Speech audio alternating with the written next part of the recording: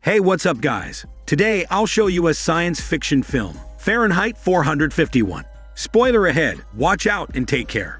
The movie begins in a futuristic high-tech system in America. During this time, things have changed as the civilization relies on the internet called Nine and technologies to operate systems. Unfortunately, books are banned except the Bible, To the Lake House, and Moby Dick.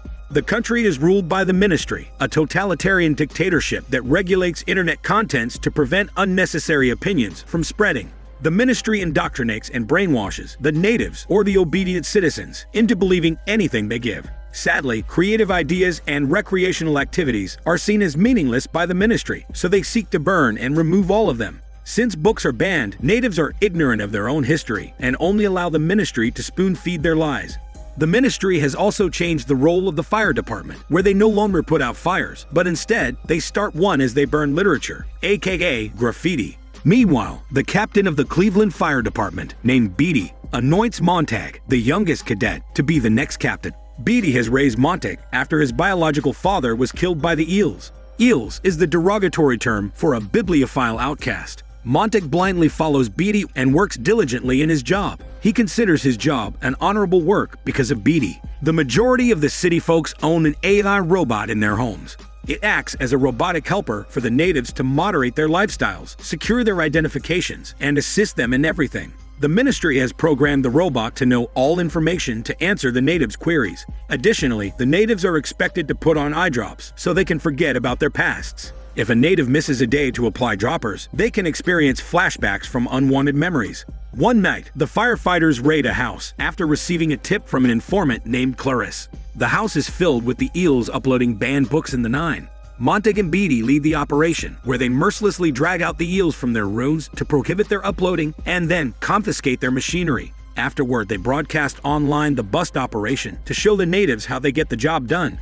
First, they delete the eel's identity in the Nine, and then lastly, they burn the compiled machinery into Christ using flamethrowers. Losing an identity in the Nine is similar to physical imprisonment in jail, because being unable to access the internet also means losing all the privileges as a native, such as having a happy and secure life. After the mission, Beatty brings Montag to a restaurant where they meet Clarisse. Clarisse receives payment after the tip earlier and gives another location for them to bust in exchange for reducing her internet restriction years. Montag watches Beatty and Clarisse doing a secret negotiation. After their transaction, Clarisse notices him staring, so she challenges him to read a book first to know the history of the firefighters before burning them. Due to her statement, a different fire ignites within Montag, and that's to know what's the deal with the books. Still, Montag remains obedient to do his work well. He wants to make his dead father and Beatty proud of him. During his second raid, Montag steals a cassette tape from the two old men they have caught recording a video. The video explains that Benjamin Franklin founded the fire department to extinguish fires and not to create one. However, Beatty claims the information is a lie, but the video creator firmly stands his ground and answers that it's the truth. Beatty looms over him and replies that their generation is soon to disappear, and no one in the present generation will know his ridiculous history. Montag returns home to hide the cassette tape, along with his vintage collection behind a bathroom duct. He then lets himself examine an old film, a postcard, and his father's firefighter helmet. Meanwhile, Beatty spends his leisure through writing book excerpts on pieces of paper and then burns them later on.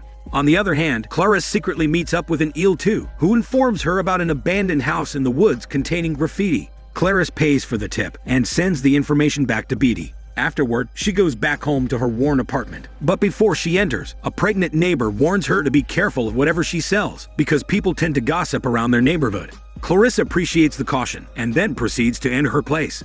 The firefighters immediately pursue the location outside the city. However, since the signal is poor, they activate a transponder to be still tracked by the radar. They raid the house but find no activity except an old woman reading quietly in her library. Her unaffected reaction causes confusion for everyone. Subsequently, they use the chance to search the place, and they find a room full of books.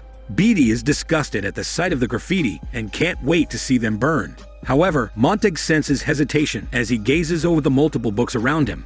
Beatty explains that graffiti only exists to give misperception to people because it contains nonsensical and fictional stories. Therefore, it's better to wipe them all away to prevent debates or wars from breeding. In simple terms, the natives are the epitome of the proverb, "Ignorance is bliss." If the natives know nothing, they can enjoy life without worries.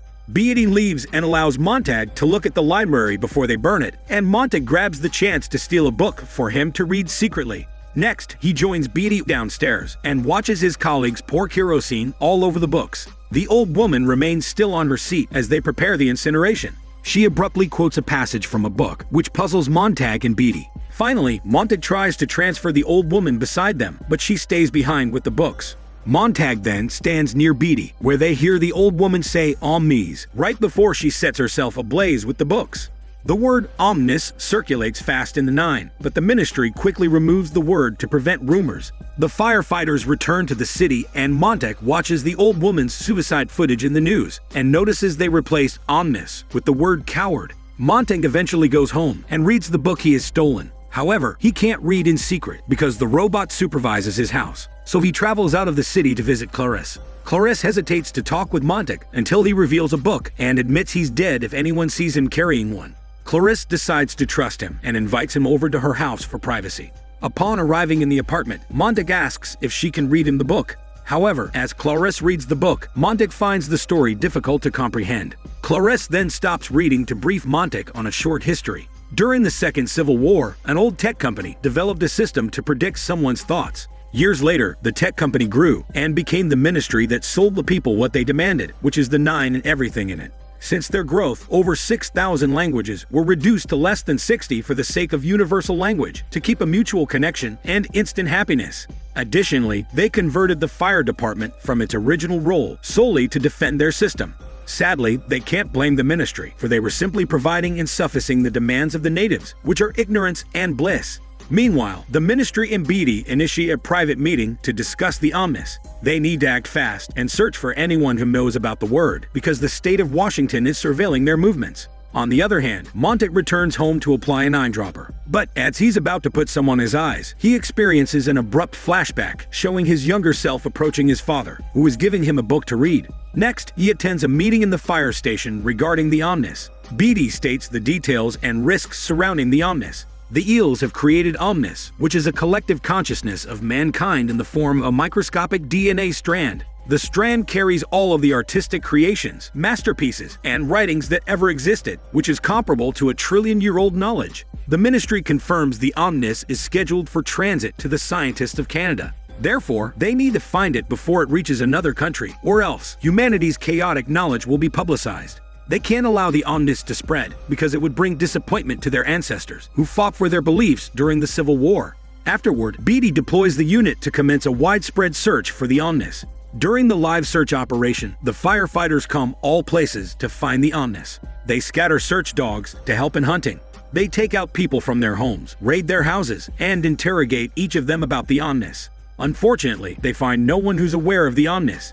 Meanwhile, Montag cooperates in the hunt, where he encounters a blind family reading a braille. Next, Beatty gathers arrested eels in a warehouse, including Clarisse, to interrogate them about the omnis. Amid interrogation, Montag can't stand seeing anyone get hurt, especially Clarisse, so he pulls a lever of the power switch to turn off the lights and uses this chance to save the eels from aggression. Afterward, they raid another house, where Montag encounters a father and daughter hiding inside a closet. Montag turns a blind eye and pretends he never saw them at all. However, Beatty stands in the same corridor as him, so he checks the closet by himself and catches the two eels. The initial operation finishes, and Beatty summons Montag into his office. Beatty confronts Montag for allowing the two eels to almost escape. Beatty then guilt-trips Montag for being emotional over a child and explains it's common for the eels to use their children as decoys for their schemes. Cornered and defeated, Montag apologizes for slipping in his job and assures him to do better next time. However, Beatty continues pressing Montag's buttons, which provokes him to remove his coat and gloves as a sign of his resignation. Beatty exclaims he can't quit because he has already submitted his application as the next captain. Beatty persistently convinces Montag to take a rest first before impulsively deciding to leave the job. Montag then quietly exits the room, leaving Beatty alone. Beatty then reactivates the robot in his office to call his henchman and task him to spy on Montag.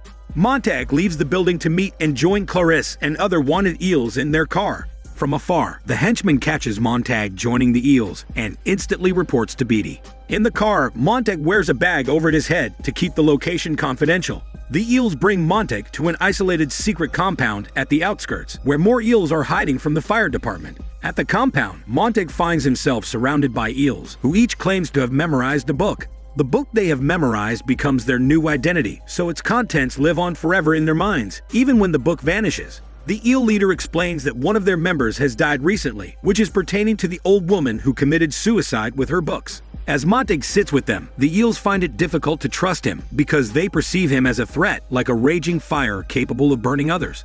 So Montag convinces them that he's trustworthy enough by showing vulnerability and admitting that books change his view towards knowledge. He then promises to help them spread the knowledge at all cost.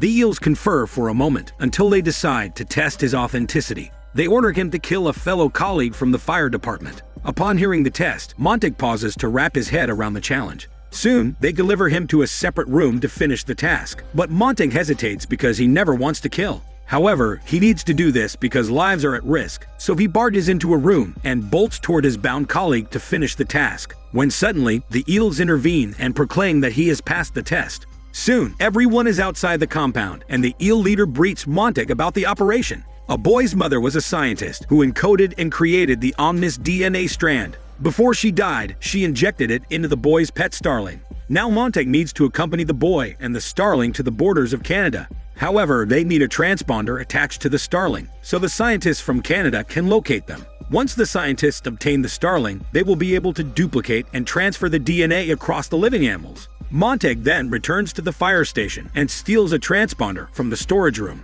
However, Beatty corners him and tests him to see if he's still one of them. Beatty orders him to read the book as he burns every page he reads. Montag senses something's amiss, but he rides along Beatty's wishes. Beatty pretends to be proud of Montag for not straying from the right path, giving a slight sense of relief to Montag. Montag thinks they're going on another raid, but he's surprised to see they stop by his house. Montag enters his house, where he sees his secret stashes of books and vintage collections scattered on the floor. Beatty knows Montag has betrayed him, so he orders him to burn everything to redeem himself. Montag has no choice but to follow, but as he burns all of his possessions, including his father's helmet, another memory flashes in his mind, revealing Beatty was among the firefighters who punished his father for simply owning books. Upon recalling such a tragic memory, Montag stops burning to scowl and glare at Beatty for hiding his true past. But Beatty asks him to continue his job, and so Montag angrily burns his whole living room. Just then, Beatty drags Montag outside the house to broadcast his deletion of identity in the Nine. Montag willingly volunteers and allows Beatty to delete his profile. Just then, the henchman reveals that he saw Montag the other night joining an alliance with the eels. Due to this, Beatty orders his henchmen and the unit to search for Clarisse and the other eels. Montag unexpectedly steals the henchman's flamethrower to threaten everyone, and Beatty even provokes him to pull the trigger. Subsequently, Montag incinerates the henchman, then he throws a canister on the ground and sets it ablaze to explode. Montag escapes from the site, making himself a fugitive. Luckily, Clarisse finds him on time, and together they travel to the compound. Meanwhile, Beatty and his unit travel to the compound through a shortcut, where they arrive earlier than Clarisse and Montag. The eels disperse and hide from the firefighters, as Beatty orders a widespread burn. Momentarily, Clarisse and Montag arrive, but they're too late because the place is already burning. The movie ends with Montag determinedly finishing his task. He enters the barn with the hope that the boy and the starling aren't inside. Inside the burning barn, Montag sees the boy already dead, but the starling isn't. Subsequently, Montag grabs the starling, attaches the transponder, and sets it free, right before Beatty furiously incinerates him alive. A while later, the starling successfully arrives in Canada, merging and blending among the flock of starlings flying in the sky, implying that the scientists of Canada will reach the omnis DNA information soon. This is Daniel CC Movie Channel. Stay safe and enjoy your day.